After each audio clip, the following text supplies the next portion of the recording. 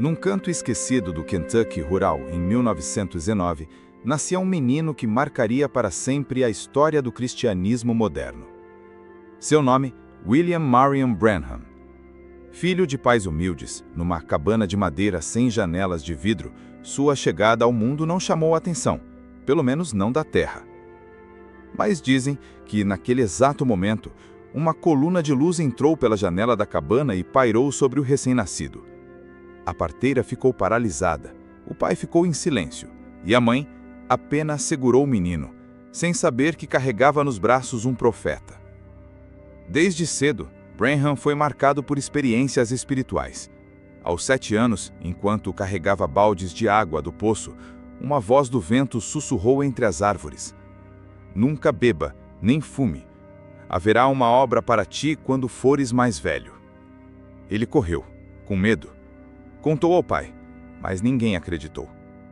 Ainda jovem, teve uma visão de 7 anjos voando em formação, algo que só entenderia décadas mais tarde. Cresceu pobre, muitas vezes passando fome. Trabalhava duro, vendia carvão, lavava carros, fazia qualquer serviço para ajudar sua família. Mas aquela voz nunca o abandonava. Na adolescência, tentou ignorar o chamado, mas toda vez que entrava em um bar ou tentava se desviar, sentia uma angústia sobrenatural. Chegou a ficar gravemente doente, quase morrer. E foi ali, num leito de hospital, que ele fez sua entrega a Cristo. "Senhor", disse ele, "se tu me deixares viver, eu pregarei o teu evangelho até meu último suspiro." A partir dali, tudo mudou. Começou a pregar nas ruas, com uma Bíblia surrada e lágrimas nos olhos. Não era eloquente, não era estudado, mas falava com fogo, e quando orava, algo acontecia. Pessoas choravam, outros se arrepiavam, e alguns eram curados.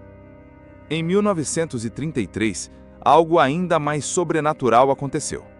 Enquanto batizava novos convertidos no rio Ohio, diante de centenas de testemunhas, uma luz desceu dos céus e pairou sobre ele. Uma voz audível ecoou: "Assim como João Batista foi enviado para preparar a primeira vinda de Cristo, tua mensagem preparará a segunda." Muitos caíram de joelhos naquele momento, outros correram apavorados. A notícia correu jornais locais. Ele mesmo ficou sem palavras por dias. Como um simples pregador pobre poderia carregar tamanha responsabilidade? Mas o céu já havia decidido. William Branham não era apenas um pregador rural. Ele era um vaso separado para uma obra que romperia os limites da lógica, da religião e do tempo. E assim, começava a jornada de um homem que veria o invisível, que ouviria o inaudível, que seria a voz profética em meio à incredulidade de uma geração fria. O ano era 1946. O mundo ainda chorava as feridas da Segunda Guerra Mundial. Na América, o medo, a incerteza e o desespero pairavam como uma névoa. Mas nos céus, Deus estava movendo algo. Em jejum e oração, no momento de profundo quebrantamento, Branham clamava por respostas. Os dons já se manifestavam, mas ele não compreendia tudo o que acontecia ao seu redor. "Senhor, por que vejo essas visões? Por que ouço coisas que outros não ouvem? Estou ficando louco?" Então veio a noite que mudaria tudo. Branham estava sozinho, em casa, deitado na cama, quando de repente uma luz entrou no quarto. Ele pensou que alguém tivesse acendido o teto, mas não era uma luz comum. Era viva, ardente, e ao lado dela, um ser celestial entrou, um anjo do Senhor. Ele descreve o anjo como tendo aparência de homem, mas com uma presença que quebrava qualquer orgulho. O anjo falou com doçura, mas com autoridade. "Não temas. Eu sou o enviado da presença de Deus. Tu foste escolhido para levar uma mensagem de cura ao mundo. Assim como Moisés recebeu 2 sinais, tu também receberás 2 sinais que provarão tua comissão." A primeira parte da comissão era clara. Poderás discernir doenças apenas segurando a mão da pessoa.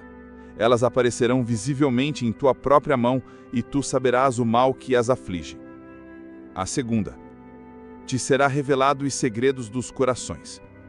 Tu conhecerás nomes, lugares, pensamentos ocultos, não para a glória tua, mas para que o povo saiba que Deus ainda está entre os homens. Branham, tremendo, caiu em pranto. Por um momento, tudo o que vivera, as vozes, as visões, a luz sobre o rio, fez sentido. A partir daquele dia, algo mudou em sua vida pública. Quando ele orava pelas pessoas, doenças invisíveis se tornavam visíveis em sua mão. Em uma época em que não existia Facebook ou Instagram, ele chamava pessoas da multidão, revelava seus nomes, endereços, traumas de infância, e a multidão se dobrava. Muitos caíam em pranto antes mesmo de serem tocados. Em uma campanha, uma mulher subiu ao púlpito. Branham olhou para ela e disse: "Você veio por sua filha. Ela está em casa com leucemia. O médico lhe deu 3 dias de vida. Mas o Senhor diz: ela viverá e não morrerá. Vá em paz." Dias depois, o milagre foi confirmado. Em outra ocasião, ele parou no meio de uma fila de oração, olhou para um homem e disse: "Você é ateu." Mas ontem à noite ajoelhou-se no quarto de hotel e disse: "Se esse homem for real, deixa ele me revelar quem eu sou. Teu nome é Charles, e tu és de Chicago. Hoje Deus salva a tua alma." O homem caiu de joelhos e gritou: "Eu creio, eu creio." Dizem que em certas noites uma neblina pairava sobre o púlpito e que às vezes era possível ouvir línguas angelicais sendo sussurradas no ar. Ninguém ousava brincar com aquilo. Branham não fazia apelos emotivos, não manipulava, ele apenas esperava, e quando o anjo se movia, ele falava. Sua fama se espalhou, igrejas ficaram pequenas, ginásios lotavam, jornais começaram a publicar manchetes sobre milagres, até cientistas começaram a frequentar seus cultos para tentar entender o que estava acontecendo. Mas para Branham, nada disso importava. Ele dizia: "Eu não sou nada. Eu sou apenas uma voz.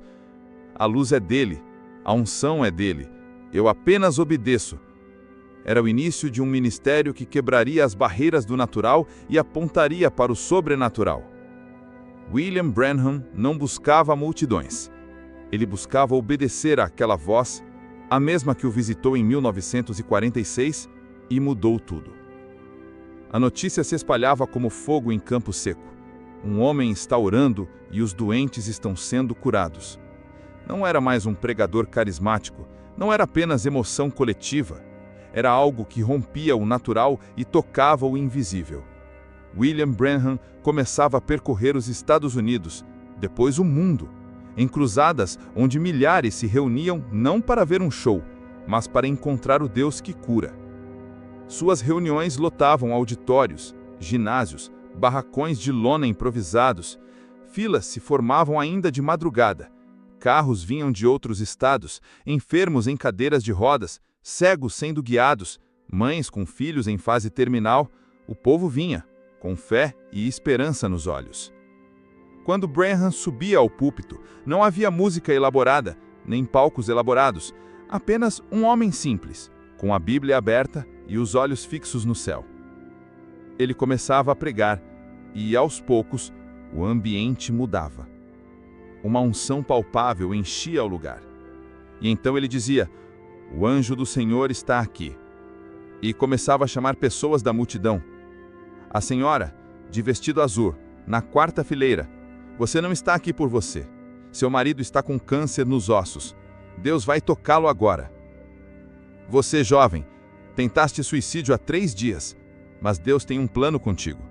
Ele muda teu destino hoje." E acontecia. Num desses cultos, uma mulher com câncer terminal foi trazida numa maca. Branham orou por ela e, minutos depois, ela levantou sozinha, andou até o púlpito e começou a louvar a Deus. Outro caso documentado. Um menino cego de nascença, com os olhos sem córneas, foi levado pelos pais. Branham orou e, diante de todos, os olhos da criança brilharam e ele começou a enxergar. Médicos estavam presentes, jornais registraram, pessoas diziam: "Nunca vimos algo assim desde os dias de Jesus." Esses relatos não vinham só de igrejas, até repórteres céticos confessavam que não conseguiam explicar o que viam. Em uma das cruzadas, o famoso fotógrafo James Ayers capturou a já lendária foto com a luz sobre a cabeça de Branham, validada depois por técnicos. Não havia explicação.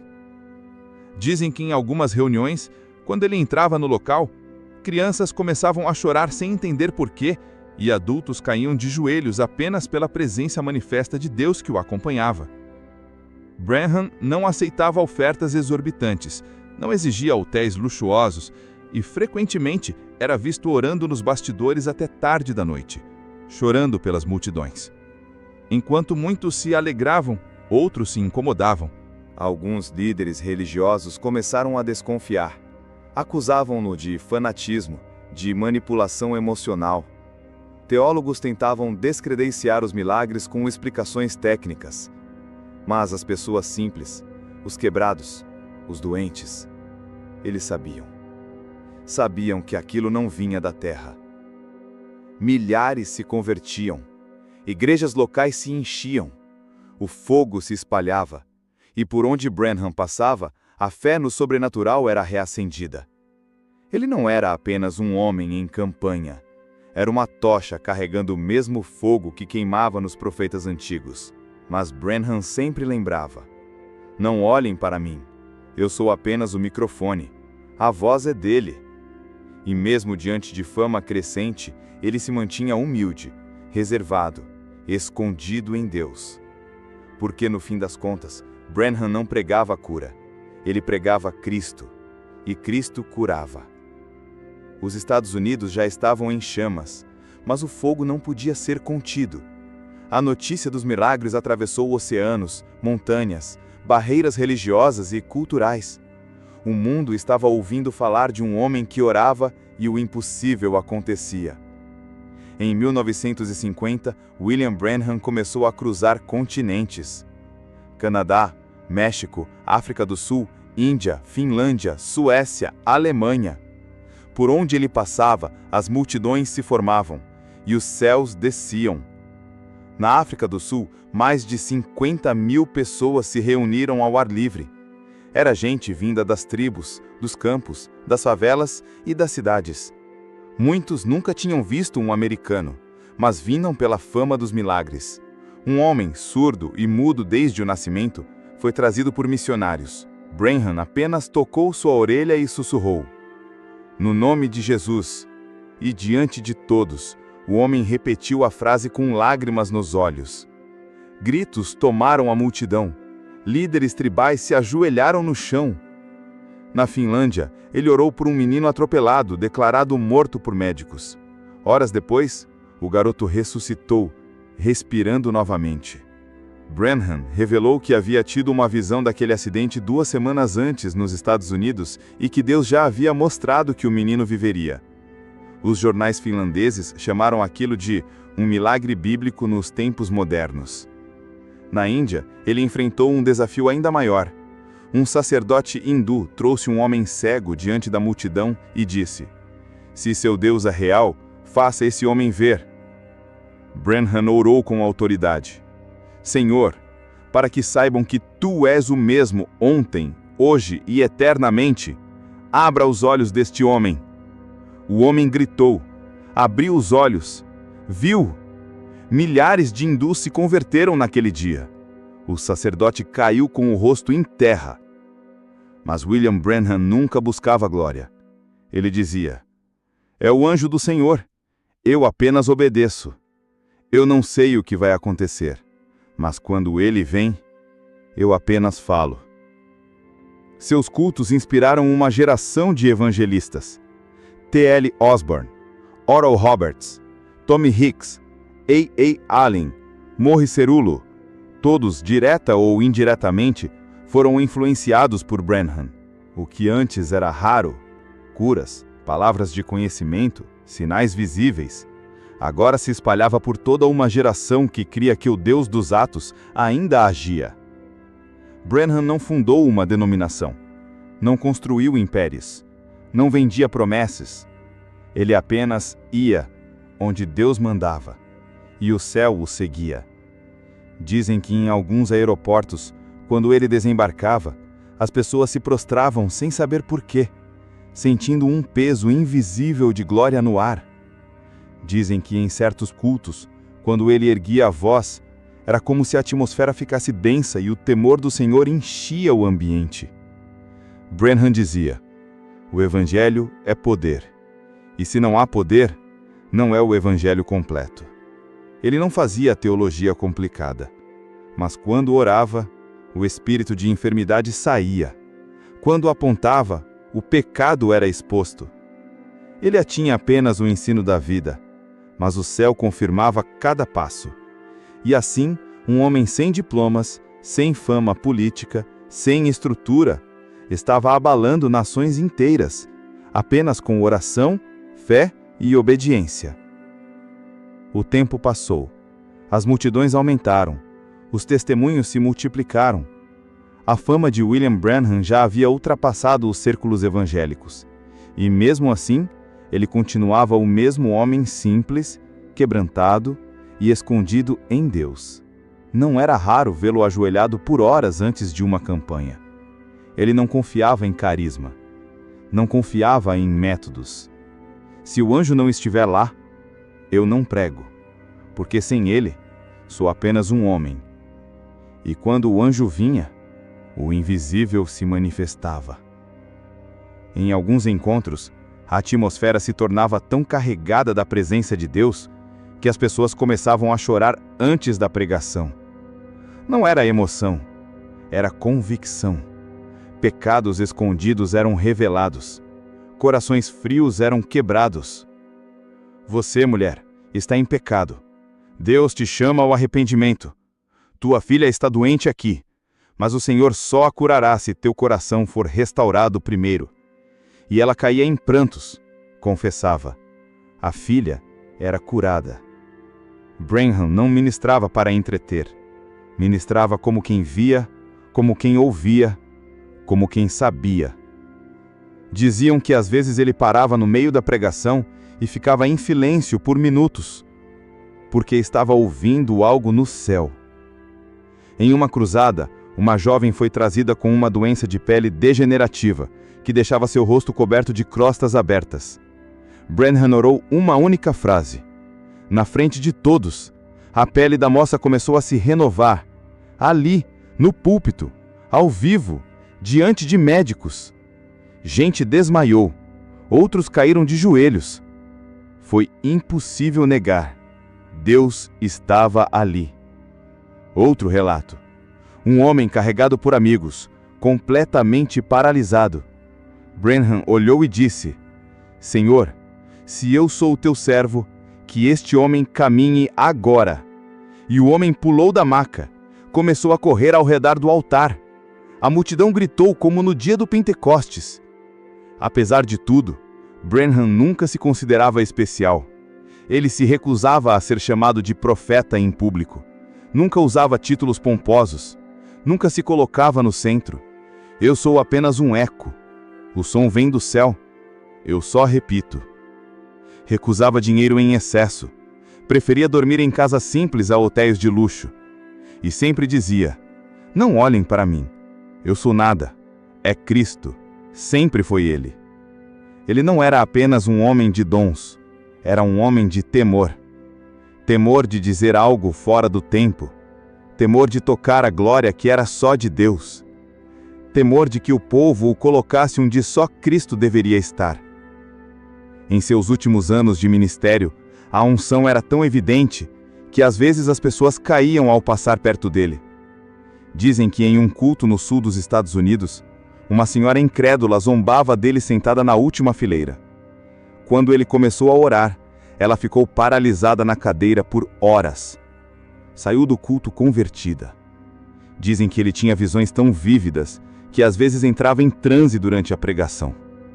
Vozes celestiais, línguas angelicais, anjos visíveis a crianças, atmosferas onde até o som parecia silenciar. Mas mesmo em meio a tudo isso, Branham mantinha os pés no chão, o coração quebrado e o olhar no céu. William Branham estava vivendo dias onde o céu e a terra se tocavam na sua caminhada. Mas ele sabia. Algo se aproximava. O peso da glória estava aumentando. A responsabilidade era maior. E em seu espírito, ele já sentia. A jornada estava entrando em sua fase final. O Senhor não me chamou para ser famoso. Me chamou para ser fiel. Com o passar dos anos, o nome William Branham já era conhecido no mundo inteiro. Curas, sinais, palavras de conhecimento, uma multidão de seguidores. Mas o homem por trás do ministério, já não caminhava como antes. O peso da glória se tornou um fardo. Ele começou a pregar menos sobre milagres e mais sobre santidade, idolatria e a volta de Jesus. Em seus sermões, o tom mudou. Havia urgência, havia lamento, havia um clamor escondido entre as linhas. A igreja está se distraindo com os dons e esquecendo o doador. Branham começou a denunciar a carnalidade do púlpito, a vaidade dos ministros e a busca por fama no meio pentecostal. Estamos tentando fazer o Espírito Santo se encaixar em nossos programas, mas ele não será manipulado. Ou nos rendemos, ou ele se retira. Alguns se ofenderam, outros se afastaram. Muitos líderes passaram a criticá-lo duramente, mas ele não recuava. Começou a pregar mensagens duras como a Era de Laodiceia, denunciando a mornidão da igreja moderna. O